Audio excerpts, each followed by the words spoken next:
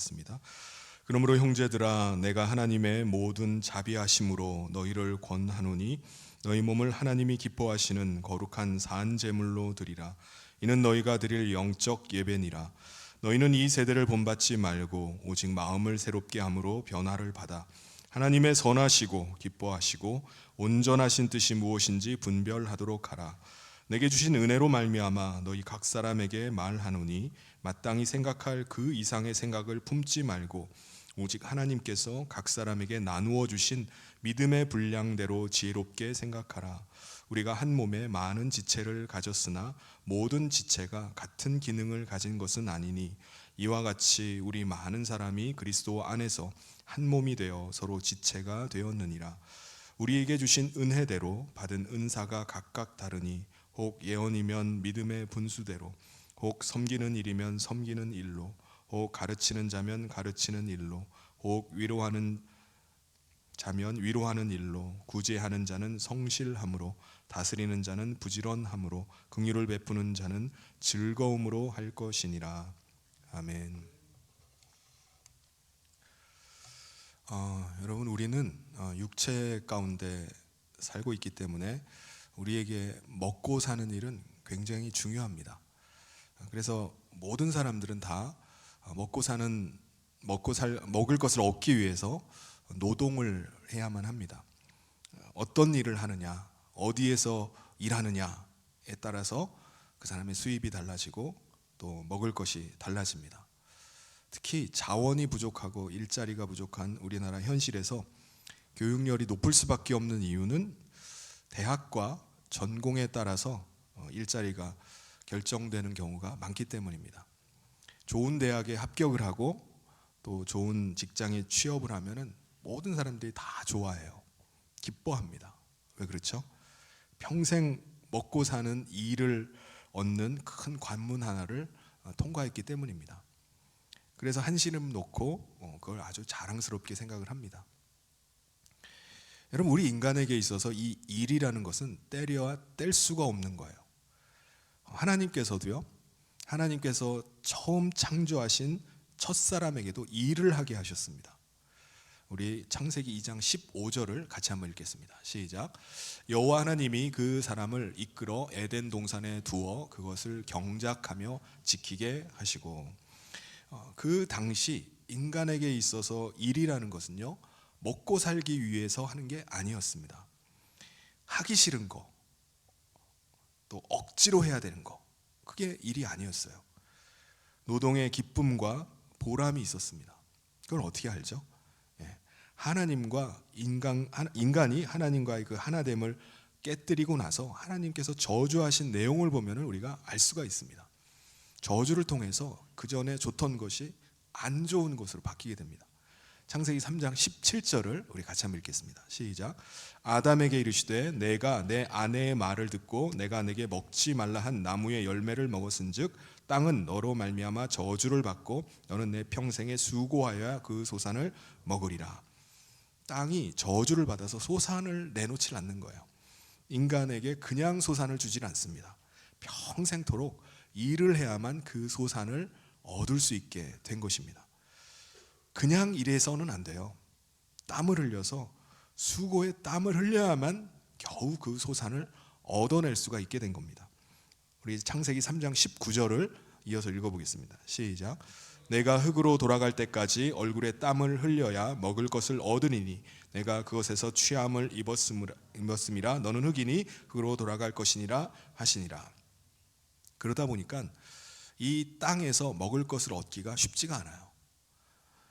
사람들은요, 이 제한돼 있고 얻는 것이 부족한 이 땅에서 더 많은 것을 얻기 위해서 인간들이 서로 경쟁하고 싸우고 하는 인간의 싸움터, 각축장이 되어버리고 말았습니다. 어떻게 하면은 내가 남보다 더 많이 얻을 것인지, 어떻게 하면은 내가 일 안 하고 남들보다 일 안 하고 놀고 먹을 수 있는지를 찾게 된 것입니다. 하나님 안에 있을 때는 분명히 일하는 것이 즐겁고 기쁜 일이었는데 하나님을 떠나고 나니까 인간에게 있어서 일은 아주 힘들고 하기 싫은 것이 되어버리고 말았습니다. 왜 그런 거죠? 하나님을 떠난 우리 인간은요, 우리 육체의 생명으로만 살아가게 되었기 때문입니다. 육체로만 사는 거예요. 그러다 보니까 노동을 하면은 우리 육체가 어떻게 되죠? 상하게 됩니다. 모든 사람들은 다 자기 육체가 건강해지길 원하고 아름다워지고 멋지길 원합니다. 그런데 땡볕 아래에서 노동을 하면 어떻게 되죠? 노동을 하면은 타잖아요. 상합니다. 피부가 상해요. 그걸 누가 원합니까? 다 아름답게 가꾸길 원하고 햇빛 피해서 그늘진 곳에 있기를 원합니다. 육체가 노동을 하면은 피곤해져요. 하루 종일 일하고 저녁에 들어오면 파김치가 돼가지고 그냥 쓰러져 잡니다. 그런데 누가 그걸 원해요? 사람들은 다 편하기를 원합니다. 육체가 더 만족하기를 원하고 즐겁기를 원합니다. 육체가 전부라고 생각하기 때문에 그래요. 그래서 모든 사람들은 다 자기 육체를 아낍니다. 인스타를 하시는 분들을 보면 인스타에 주로 어떤 사진을 올리죠? 자기가 얼마나 건강한지, 얼마나 아름다운지 그걸 과시하는 사진을 올립니다. 자기가 또 어떤 좋은 음식을 먹고 다니는지, 내가 먹는 음식을 사진을 찍어서 올리고요, 내가 찾아다니는 얼마나 좋은 식당을 다니는지 그걸 또 사진을 찍어서 올립니다. 내가 얼마나 멋진 곳을 놀러 다니는지, 내가 얼마나 좋은 걸 구경하면서 다니는지를 올려서 자기 자신을 과시하려고 합니다. 그래서 이 땅에 육체로 살아가는 사람들의 사고방식, 사고하는 방식과 세상을 보는 눈은요, 두 가지입니다. 첫 번째는요, 세상을 그냥 눈에 보이는 물질 세계로만 보면서 사는 사람이 있어요. 이걸 유물론이라고 합니다. 유물론으로 생각하고 세상을 보는 사람은요, 영적인 것은 존재할 수가 없고 받아들일 수도 없다라고 생각을 합니다. 세상은 물질로 이루어졌다라고 생각합니다. 우리가 사는 이 세상은 우연히 만들어졌고 우리 인간이라는 존재 자체도 자연 발생에 의해서 오랜 세월에 걸쳐서 만들어진 진화의 산물이라고 생각을 합니다. 유물론으로 생각하고 세상을 바라보는 사람에게는요, 이 세상을 창조한 신은 뭐겠습니까? 우연이에요. 우연이 바로 신이라고 생각합니다.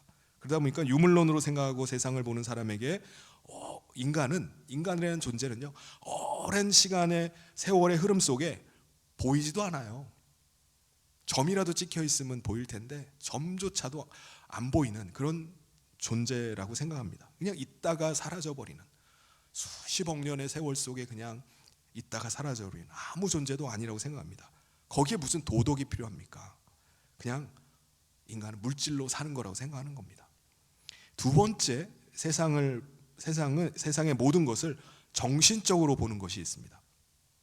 정신을 실체로 여기는 거예요. 이걸 유심론이라고 합니다. 그러니까 유물론과는 완전히 반대죠. 태초에는 정신만 있었다고 생각을 합니다. 유심론으로 생각하고 세상을 바라보는 사람은요, 한마디로 모든 건 다 자기 마음 먹기에 달렸다라고 생각을 합니다. 자기 마음을 잘 다스리면은 마음이 평안해지고 자기를 추스릴 수 있다라고 생각하는 거예요. 그래서 왜 신을 의지해야 되느냐라고 생각합니다. 내가 마음을 잘 추스리면 되는 거지, 내 마음 먹기에 달린 거지, 내 신념으로 살면 되는 거지 라고 생각을 합니다.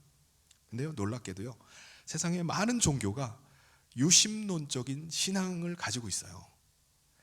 믿는 것을 강조하면서 믿음대로 된다라는 것을 말합니다. 믿음대로 된다. 분명히 인간의 손으로 만든 우상이에요.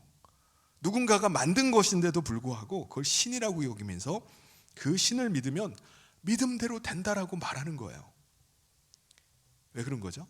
불안한 마음을 우상에 의지해서 자기 마음을 추스리려는 거예요. 지키려는 것입니다. 그거라도 의지해가지고 마음 막 떨리고 두려움이 막 몰려오는데 그거라도 의지하면 좀 덜해질 것 같아 자기 마음 추스리고자 하는 겁니다. 하나님을 떠난 모든 인간은요, 유물론과 유심론으로 생각하고 세상을 바라보면서 살아갑니다. 그러다 보니까 모든 사람들이 다 그런 생각을 가지고 그런 시각을 가지고 세상을 바라보니까 하나님께 돌아오려고 해도 돌아올 수가 없어요. 하나님을 자기 마음에 모시려고 해도 자기 마음에 모실 수가 없습니다. 왜요? 유물론을 가진 사람들은 육체가 전부라고 생각합니다.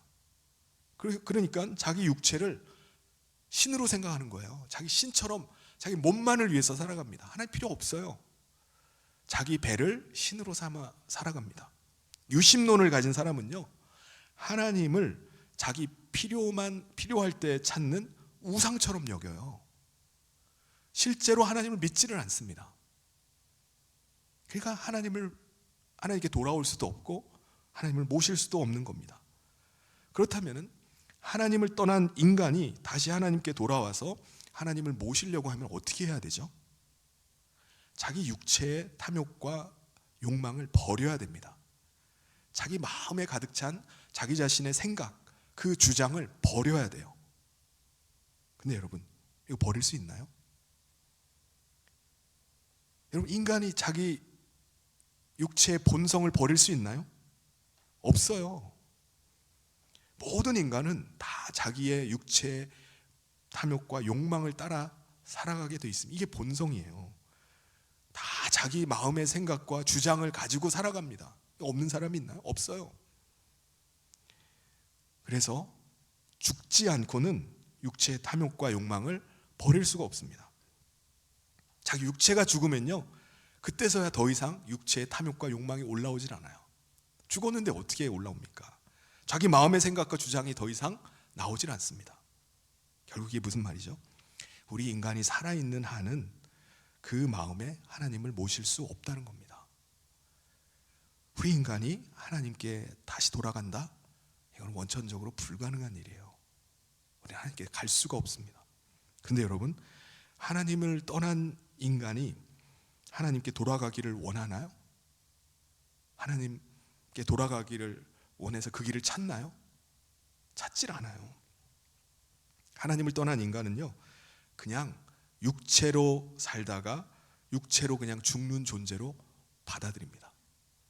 아, 이게 인생이지 뭐, 인생 별거 있어? 그냥 살다가 가는 거지 뭐 라고 사람들은 그렇게 생각해요. 그냥 받아들입니다. 그래서 그냥 사는 동안에 잘 살면 되지 뭐. 그래서 자기의 즐거움을 찾고 만족을 찾으면서 사는 게 그게 복받은 거라고 생각합니다. 아니면은 야, 그래도 한번 인생 사는 거 좀 보람되게 살아야지, 좀 의미 있는 삶을 살아야지 하고 그 의미 있는 삶을 찾다가 사람들은 죽어가요. 죽습니다. 그래서 우리 인간이 하나님께 다시 돌아오기를 기다리고 찾는 것이 아니라 우리 인간이 다시 돌아오기를 기다리시는 분은 우리 하나님이십니다. 우리 인생이 이대로 살면은 영원히 멸망당할 것을 아시기 때문에 우리를 정말 불쌍히 여기셔서 우리 인간이 다시 하나님의 사랑 가운데로 돌아오기를 애타게 기다리시고 계시는 분이 바로 우리 하나님이세요. 하나님께서 우리 인간이 다시 하나님 안으로 돌아올 수 있도록 하시기 위해서 놀라운 일을 행하셨습니다. 바로 하나님의 아들을 인간의 육체를 입게 하셔서 이 땅에 보내신 겁니다. 왜요? 하나님의 아들을 우리 인간을 대신해서 십자가에 죽게 하시기 위해서입니다. 십자가는 사실 우리 인간이 달려 죽어야 됩니다. 그런데 죄가 없으신 하나님의 아들이 십자가에 달려서 온갖 수치와 모욕, 조롱, 고통을 다 당하시고 죽으셨습니다. 여러분, 여기서 하나님께서 우리에게 베푸신 큰 은혜가 뭡니까? 십자가에 달려 죽으신 예수님께서 자기 대신 죽으셨다고 믿는 자를 하나님께서 그리스도와 함께 너도 죽었다라고 인정을 해주시는 겁니다. 그 사람은 그리스도 안에서 자기 육체가 죽은 자예요. 내가 그리스도께서 나 대신 죽었다라고 믿었는데 하나님께서는 그때 너도 죽었다라고 인정을 해주십니다.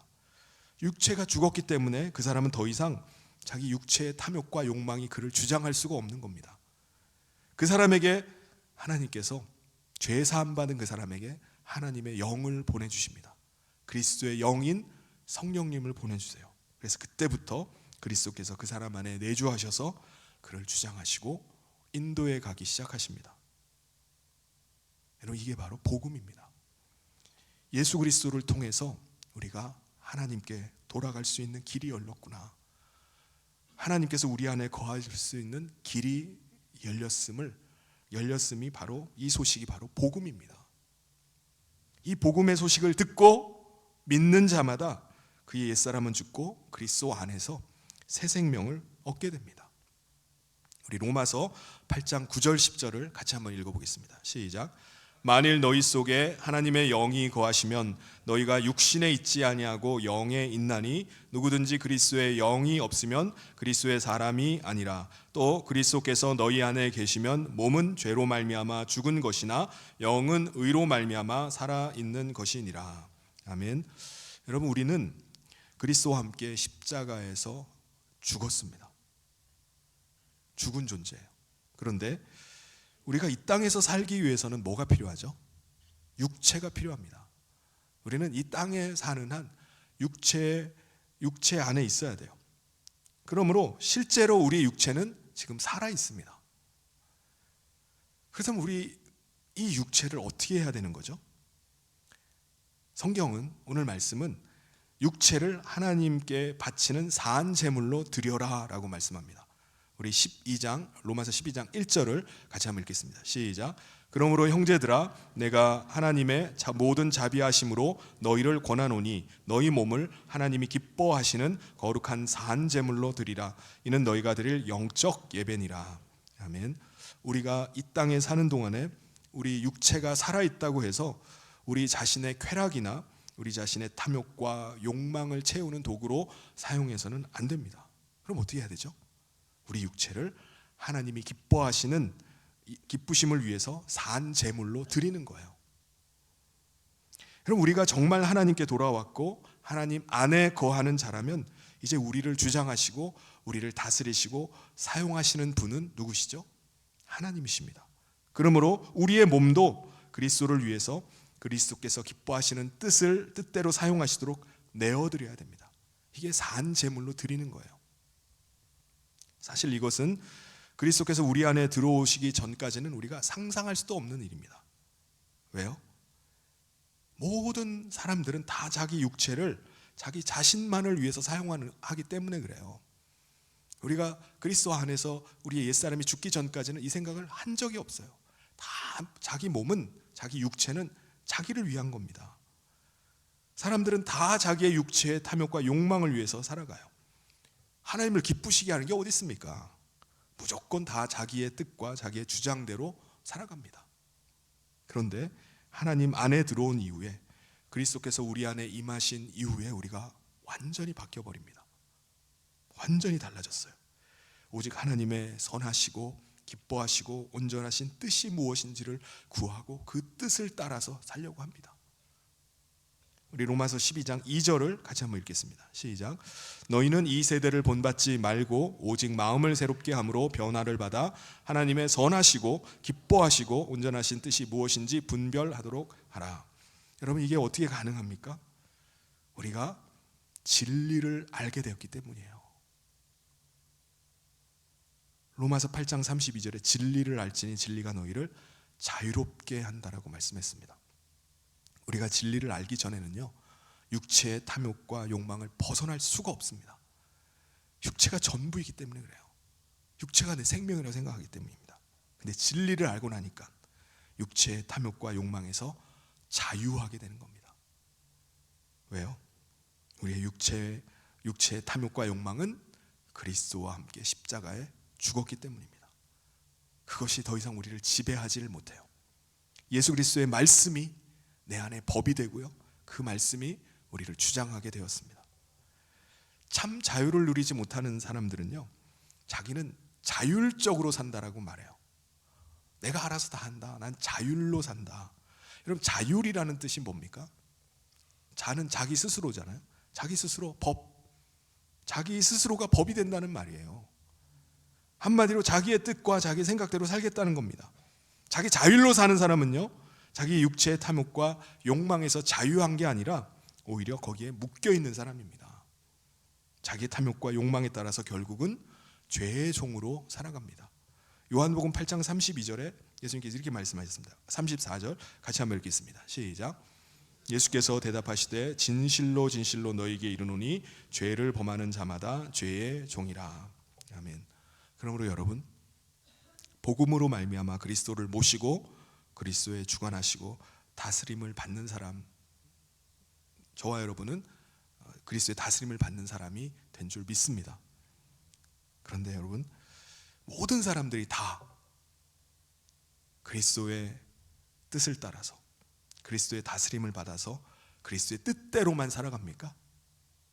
여러분 그렇게 사시나요? 그렇지 않죠. 우리의 옛사람이 죽고 우리 안에 그리스도께서 임하심으로 우리는 거듭나게 됐습니다. 거듭난 자가 됐어요. 여러분 다시 태어났다라는 것은요, 처음에는 어린아이라는 거죠. 어린아이란 말입니다. 그러니까 우리 안에 속사람도 마찬가지예요. 우리가 거듭나면요, 처음에는 어린아이와 같다가 시간이 지나면서 성장을 해갑니다. 자라나가는 겁니다. 그러니까 어린아이 때는요, 전적인 어른의 돌봄이 필요해요. 그때 어린아이는 오로지 자기 성장만을 위해서 살아갑니다. 어린아이는 자기가 뭘 먹어야 될지 몰라요. 주는 대로 먹어요. 뭘 해야 될지 모릅니다. 전적인 도움과 공급을 받으면서 살아가요. 그래서 어린아이는요, 자기 것만 챙깁니다. 자기밖에 몰라요. 어린아이가 손에 뭘 쥐어주면 바로 어떻게 하죠? 바로 입으로 들어가 버립니다. 자기 입밖에, 와, 얘는 어떻게 자기밖에 몰라? 자기 입밖에 몰라? 라고 나무랄 수 있나요? 안 돼요. 아, 얘는 어린애가 자기 생각밖에 못하나? 이기적이네? 라고 생각해서는 안 됩니다. 하나님께서 어린아이에게 그것을 본능으로 주셨어요. 그래야지 계속 먹고 계속 성장을 하기 때문입니다. 그런데 애어른이 있습니다. 애어른. 어린아이인데도 불구하고 마치 자기가 어른인 것처럼 생각하고 말하는 아이들이 가끔 있습니다. 여러분 어린아이가 애어른이 돼가지고 가정경제를 막 고민하고 있고, 다음 끼는 뭘 먹어야 되나, 일자리는 뭘 찾아봐야 되나, 뭐 그러고 있으면 이게 무슨 의미가 있습니까? 정작 자기가 할 수 있는 일이 없어요. 어린아이는 자기 생각할 수 있는 범위 안에서만 생각하면 됩니다. 자기 할 수 있는 범위 안에서만 하면 돼요. 어린아이가 무슨 부모님 외에 그 부부관계, 부부 사이를 걱정하고 나라의 시국을 지금 걱정하고 있을 필요가 없습니다. 반대로 어른이 되었는데 여전히 자기 생각만 하고 자기밖에 모르는 사람이 간혹 있습니다. 그것은 어른아이라고 할 수 있어요. 어른인데 정신적으로는 아직 어린이에요. 어른이 되었으면 마땅히 가족을 생각하고 집안 경제를 생각하고 자기가 뭘 해야 될지, 일을 할 것을 생각을 합니다. 그런데 어른이 되었는데도 전혀 일할 생각을 안 해요. 다른 사람은 돌볼 생각도 안 합니다. 놀려고만 하고 맛있는 거 먹으려고만 하고 또 사사건건 온갖 불평과 불만을 늘어놓습니다. 이거는 어른이지만 정신적으로는 아직 어린아이입니다. 여러분, 거듭난 사람도 똑같은 단계를 거치게 됩니다. 그렇기 때문에 어떻게 해야 되죠? 우리 로마서 12장 3절을 같이 한번 읽겠습니다. 시작. 내게 주신 은혜로 말미암아 너희 각 사람에게 말하노니 마땅히 생각할 그 이상의 생각을 품지 말고 오직 하나님께서 각 사람에게 나누어 주신 믿음의 분량대로 지혜롭게 생각하라. 아멘. 우리가 신앙생활하면서 어린아이의 때와 어린아이의 시기에는 양육을 받아야 됩니다. 부지런히 공급을 받아야 돼요. 진리에 눈이 떠져야 됩니다. 그리고 하나님의 말씀을 듣는 귀가 열려져야 돼요.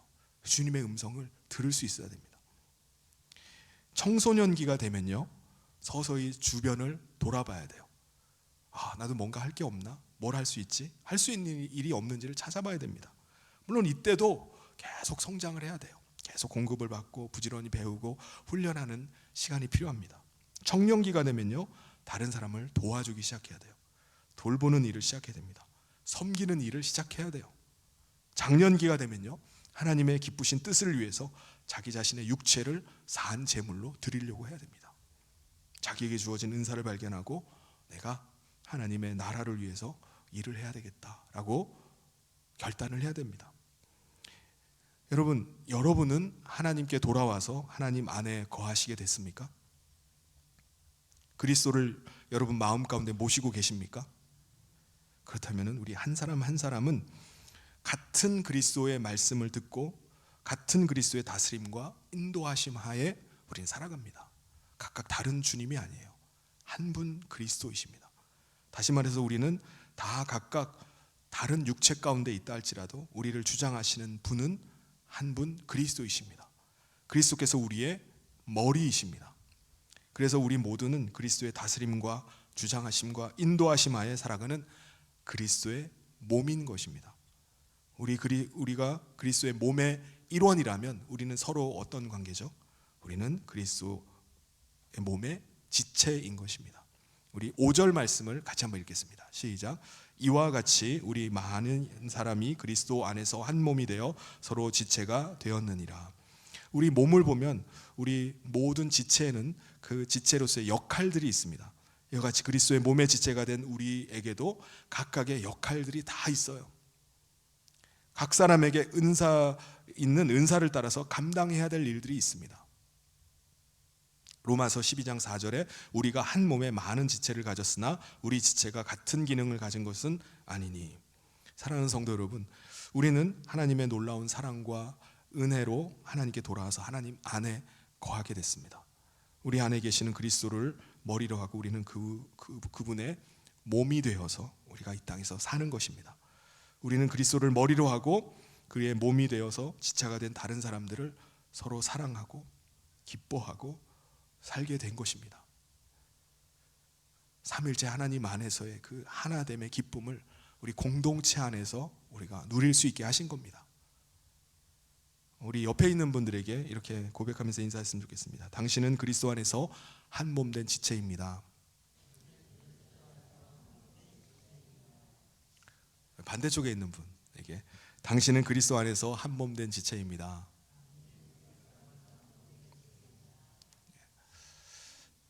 하나님께서 삼위일체 하나님 안에 거하는 것을 우리 공동체를 통해서 느끼게 해주신 겁니다. 그래서 내가 그리스도 안에서 한 몸이구나 라는 것을 느껴야 돼요. 서로를 사랑하고요, 서로 내 지체된 것에 대한 기쁨이 우리 가운데 있어야 됩니다. 그렇다면 우리는 2024년보다 2025년 더 우리가 성장해야 될 줄 믿습니다. 그냥 어린아이에 머물러 있는 것이 아니라 작년보다 더 성장하고 점점 더 깊은 사랑을 해나가는 거예요. 어른이 되었음에도 불구하고 어린아이로 멈추어 있는 게 아니라 이제 어른이 되었으면 어른의 일을 하는 겁니다. 이제 내가 그리스도를 위해서 무엇을 해야 되나, 그리스도의 몸을 위해서 내가 뭐를 섬겨야 되지? 를 생각해 볼 수 있기를 바랍니다. 그래서 그리스도께서 쓰시고자 하실 때 여러분의 육체를 산 제물로 주님 앞에 드릴 수 있기를 바랍니다. 우리는 그리스도께서 사용하시기 정말 거북한 사람이 되어서는 안 돼요. 주님께서 자주 쓰시는 사람이 돼야 됩니다. 전 그거 싫어요, 전 그거 못해요, 안 할래요 막 하는 게 아니라 주님께서 저를 쓰시고자 하는 대로 주님 저를 사용해 주십시오, 주님의 도구가 되고 싶습니다, 주님의 손에 자주 쓰임 받고 싶습니다 라는 게 우리의 고백이 돼야 됩니다. 내 육체를 산 제물로 드리겠습니다 라고 하는 겁니다. 우리가 뭘 할 수 있겠습니까? 주신 은혜대로 섬기는 겁니다. 우리 마지막 12장 6절부터 8절을 같이 한번 읽어보겠습니다. 시작. 우리에게 주신 은혜대로 받은 은사가 각각 다르니 혹 예언이면 믿음의 분수대로, 혹 섬기는 일이면 섬기는 일로, 혹 가르치는 자면 가르치는 일로, 혹 위로하는 자면 위로하는 일로, 구제하는 자는 성실함으로, 다스리는 자는 부지런함으로, 긍휼을 베푸는 자는 즐거움으로 할 것이니라. 아멘. 그리스도 안에서 한 몸에 지체된 우리 성도 여러분, 그리스도의 몸에 지체된 다른 지체를 서로 사랑하고 기뻐하실 수 있기를 바랍니다. 서로 돌아보아 도움이 필요한 곳에 도움을 주고 서로 섬기고 나누고 베풀 수 있기를 바랍니다. 이게 한 몸입니다. 그래서 에덴에서 아담이 하나님 안에서 누렸던 그 일하는 기쁨, 일하는 즐거움, 감격, 보람을 우리가 우리 그리스도의 공동체 안에서 느낄 수 있기를 바랍니다. 그래서 우리 교회의 공동체가 그리스도의 기뻐하시는 뜻을 위해서 크게 쓰임받고 또 그 일에 믿음으로 순종함을 통해서 쓰임받는 우리 성현의 모든 성도님 되시기를 주님의 이름으로 축원합니다.